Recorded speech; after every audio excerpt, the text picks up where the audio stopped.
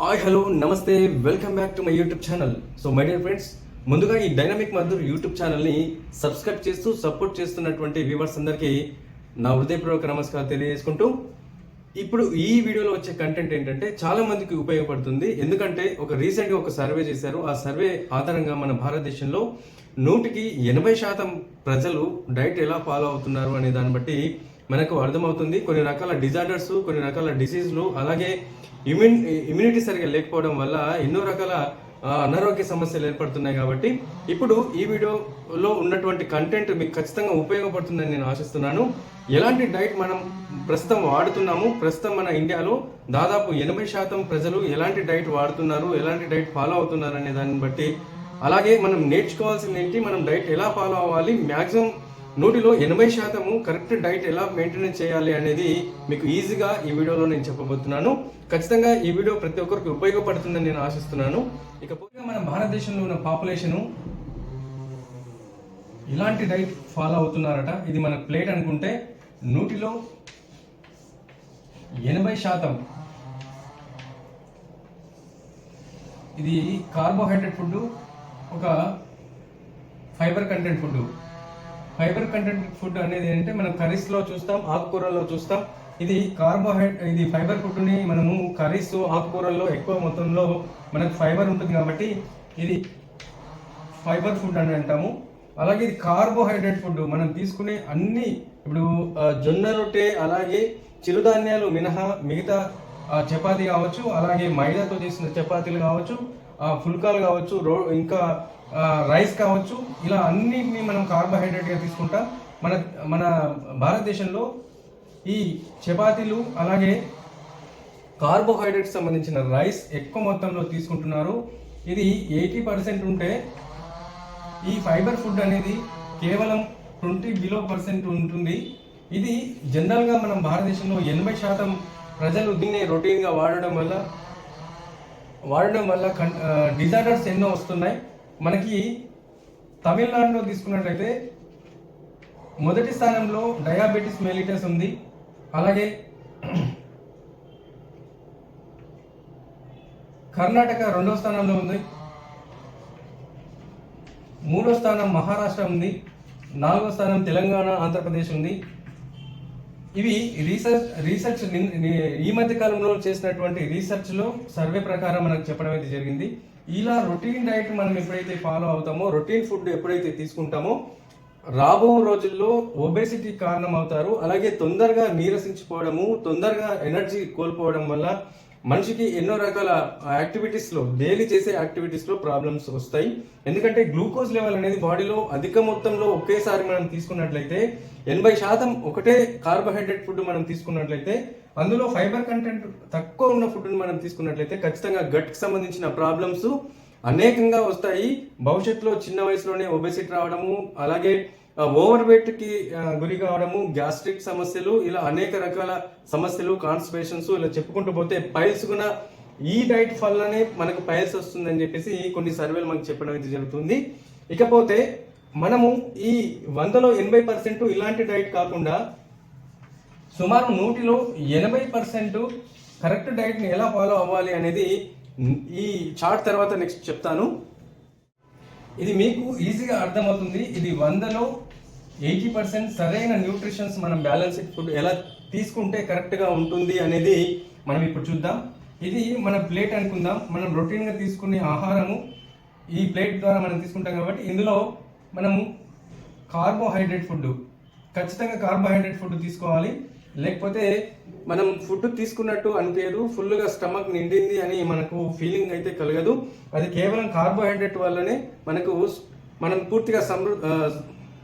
పూర్తిగా మనం ఫుడ్ తిన్నాము అని చెప్పేసి మన ఫీలింగ్స్ కూడా చెప్తాయి. అంటే కడుపు నిండింది నాకు చాలు అనే ఫీలింగ్ కలగడానికి మనకు కార్బోహైడ్రేట్ ఖచ్చితంగా అవసరము. అలాగే మనకు ఫైబర్ కంటెంట్ కూడా అవసరము. ఇంకొకటి మనకు యాంటీ ఆక్సిడెంట్స్ కావాలి, అలాగే ప్రోటీన్ కావాలి. దీంతో పాటు మినరల్స్ సంబంధించిన వాటర్స్, మనం ఇప్పుడు తీసుకున్న ప్యూరిఫైడ్ వాటర్ ఏదైతే ఉందో దానిలో మినరల్స్ ఉన్నాయా లేవో ఖచ్చితంగా చెక్ చేసుకోవాలి. మినరల్స్ తీసుకుంటే మనిషి శరీరంలో బొక్కలకి, ఎముకలకి, కండరాలకి శక్తి అనేది అందివ్వడంలో ఈ మినరల్స్ అనేది చాలా వరకు ఉపయోగపడతాయి. ఇప్పుడు మనము కార్బోహైడ్రేట్ ఫుడ్ 40 నుంచి ఒక 50% కార్బోహైడ్రేట్ ఫుడ్ తీసుకుందాం. అలాగే మనకి యాంటీ ఆక్సిడెంట్స్ అన్నాం. యాంటీ ఆక్సిడెంట్స్ కేవలము మనకు ఫ్రూట్లలోనే దొరుకుతుంది, పండ్లలోనే దొరుకుతుంది. అది పండ్లు మనకు సీజనల్ ఫ్రూట్స్ కావచ్చు, వేరే ఏవైనా సరే మనకు ఇది కార్బోహైడ్రేట్, ఇది యాంటీ ఆక్సిడెంట్స్, ఇది ఫైబర్. ఇప్పుడు మనము పూర్తిగా అన్నం తీసుకున్న తర్వాత అన్నంలో మనం ఏదైతే స్టమక్ ఫుల్గా అనిపించి మనకు శక్తిగా రావాలి, తొందరగా శక్తి ఎనర్జీ రావాలంటే మనకు కార్బోహైడ్రేట్ వస్తుంది. కార్బోహైడ్రేట్లో చపాతీ, మైదాకు సంబంధించిన ఫుడ్, అలాగే రైస్ కావచ్చు, మనకు జొన్న రొట్టెలు కూడా కార్బోహైడ్రేట్ ఉంటుంది. దీంతో పాటుగా మనకు మినరలైజ్డ్ వాటర్ ఉన్నదా లేదా అనేది ఖచ్చితంగా చెక్ చేసుకోవాలి. మనం ఎంత ప్యూరిఫైడ్ వాటర్ తీసుకుంటున్నాం అనేది ఇంపార్టెంట్ కాదు, మినరలైజ్డ్ వాటర్ తీసుకుంటున్నామా లేదా అనేది. ఎందుకంటే మనం తీసుకున్న ఆహారం శక్తిగా మనకు కండరాలకి అలాగే మనకి బోన్స్కి వెళ్ళాలంటే ఖచ్చితంగా మినరల్స్ అనేది కంపల్సరీ అవసరం, కాబట్టి మినరలైజ్డ్ వాటర్ ఖచ్చితంగా తీసుకోవాలి. ఇప్పుడు మనము ఇక్కడ 50% మాత్రమే కార్బోహైడ్రేట్ ఫుడ్ తీసుకుంటున్నాము. యాంటీ ఆక్సిడెంట్స్ అనేటివి కేవలము మనకు ఫ్రూట్స్లోనే దొరుకుతాయి. ఫ్రూట్స్ అనేది మనకి సీజనల్ ఫ్రూట్స్ కావచ్చు, మనకు రెగ్యులర్గా దొరికే ఫ్రూట్స్ ఏవైనా సరే ఖచ్చితంగా మనం ఫుడ్ తీసుకునే ఆఫ్టర్నూన్ కావచ్చు, డిన్నర్ కావచ్చు, ఎప్పుడైనా సరే ఫ్రూట్స్ మాత్రం కంపల్సరీ మనం తీసుకునే ఫుడ్ లంచ్లో కావచ్చు, డిన్నర్లో కావచ్చు ఖచ్చితంగా మెయింటైన్ అయ్యేటట్టు ఖచ్చితంగా యాంటీ ఆక్సిడెంట్స్ అయితే ఖచ్చితంగా రోజులో ఒక్కసారైనా సరే ఈ మెయింటైన్ చేయాలి. అలాగే ప్రోటీన్, మనం డైలీ ప్రోటీన్ మనకు మినిమం 30 నుంచి 40-50 గ్రామ్ ఖచ్చితంగా తీసుకోవాలి.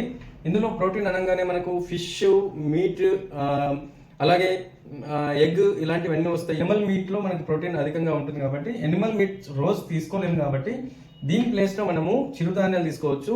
అలాగే నట్స్ ఏమైనా ఉంటే నట్స్ తీసుకోవచ్చు. అలాగే పప్పు గింజల్లో కూడా ప్రోటీన్ ఉంటుంది కాబట్టి అవి అయినా సరే తీసుకోవచ్చు.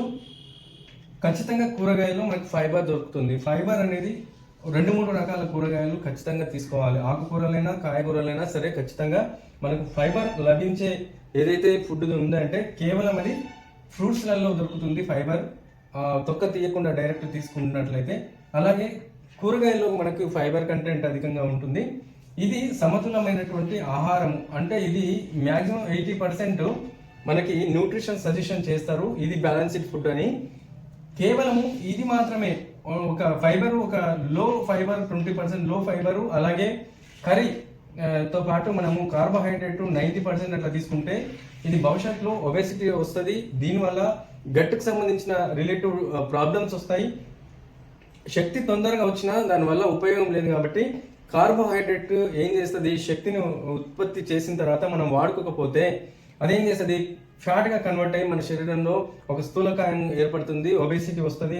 దాని తర్వాత మనకి కార్డియోవాస్కులర్ డిసీజ్ కావచ్చు, ఎన్నో రకాల ముప్పు మనకి తీసుకొని వచ్చి పెట్టేది ఈ కార్బోహైడ్రేట్. కాబట్టి కార్బోహైడ్రేట్ని మీరు తగ్గించండి. కార్బోహైడ్రేట్ ప్లేస్లో మనం జొన్న రొట్టె తీసుకోవచ్చు.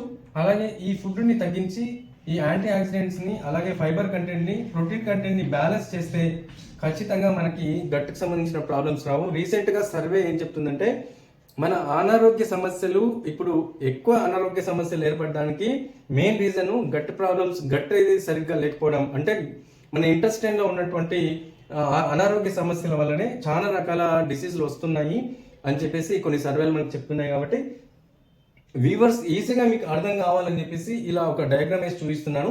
ఇది ప్రతి ఒక్కరికి అర్థమవుతుంది. ఇలాంటి బ్యాలెన్స్డ్ ఫుడ్ తీసుకున్నట్లయితే మీ అనారోగ్య సమస్యలు ఖచ్చితంగా దరిచేరవు, ఆరోగ్యంగా ముందుకు వెళ్తూ ఉంటారు. అలాగే సృజనాత్మకత, అలాగే యాక్టివ్గా మీరు ఏదైతే డైలీ చేసే యాక్టివిటీస్ ఏదైతే పనుల్లో ఉంటాయో మీరు చురుగ్గా ఉండడానికి ఇది బ్యాలెన్స్డ్ ఫుడ్ అని చెప్తారు.